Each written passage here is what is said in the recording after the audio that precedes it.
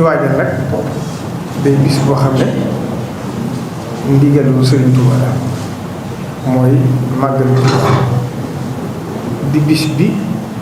gën a rëy ci ñoom ñu yaakaar Sëriñ Tuuba. Cheikh Abdoul Ahad Mbacké daa wax ne mooy suñu fête d'indépendance mooy suñu fête d'indépendance mooy suñu fête d'indépendance noonu ko daa waxee. kon bis bii lépp lu ñu am rek ci lañ ko amee muy bis bu rëy ñu Sëriñ Tuuba santaane wax ko digle ko ne na ko ci ñëpp sant la yàlla suñu borom ci bis bii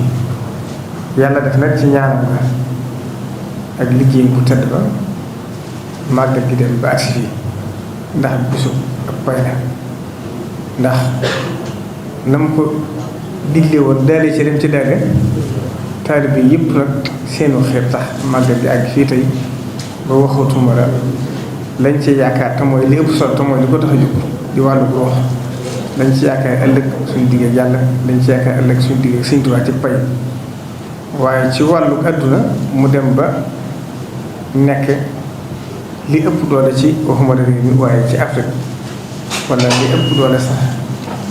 ndax li ëpp doole ci àdduna ma ne soo ko jaay bare